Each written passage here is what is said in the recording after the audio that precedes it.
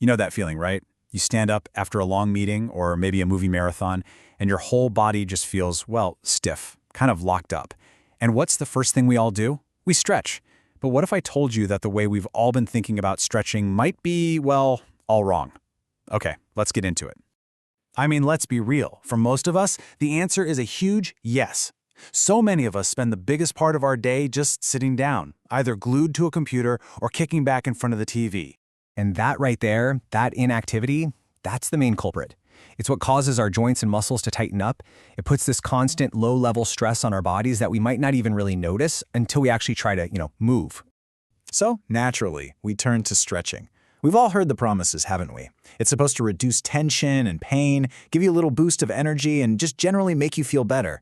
It's our go-to solution, the gold standard for fighting off that daily stiffness. But the story doesn't quite end there.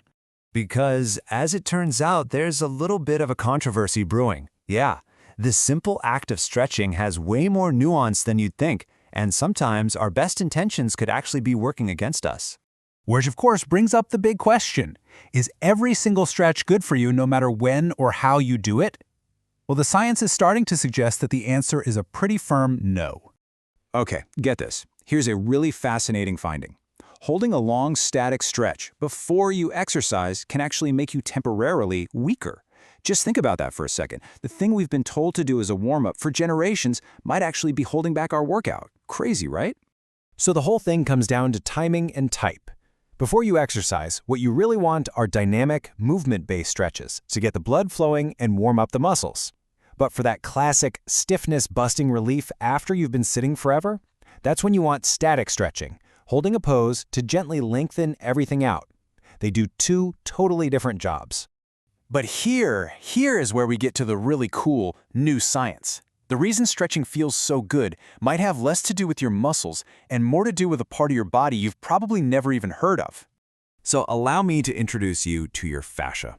I want you to picture this thin but super strong webbing, kind of like a spider web, that wraps around every single muscle, bone, and organ in your body. It connects everything.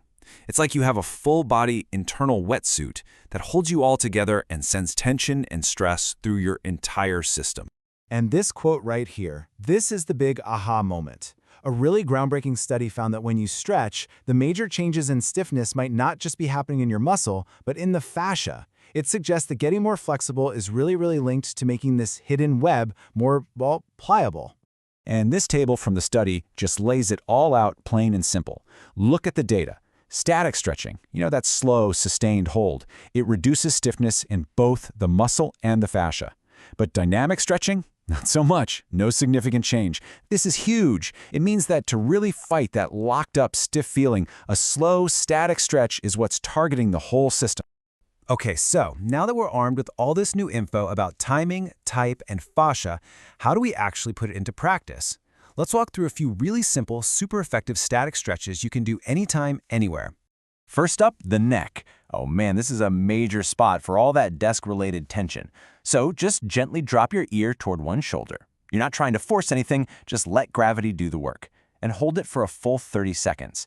That time is so key. It gives both the muscle and, more importantly, the fascia time to actually release. Then slowly switch to the other side.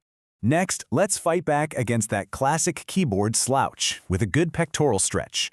Clasp your hands behind your neck and, without pulling on your head, just gently press your elbows back and open up your chest. Can you feel that amazing stretch across the front of your body? You're literally undoing the effects of hours spent hunched over. All right, now for all that tension we hold right between our shoulder blades. Bring one arm across your body and then use your opposite hand to gently deepen that stretch. You should feel this in your upper back and the back of your shoulder. It's such a simple move, but it's incredibly effective. Just hold, breathe, and then do the other side so you stay balanced. And we absolutely cannot forget the lower back. It takes such a beating from sitting all day. A simple knee hug is one of the kindest things you can do for it. Just lie on your back, pull both knees gently in towards your chest, and just hang out there. If it feels good, you can even do a little gentle rock from side to side to kind of massage the area. It feels amazing. And finally, for a gentle move that gets the whole body involved, let's try the windmill. Stand with your feet a comfortable distance apart, Hinge over at your hips and reach one hand down toward the opposite foot while you extend the other arm up to the ceiling. Don't even worry about touching your foot, just go as far as you can. This is fantastic for your hamstrings, back, and shoulders all at once.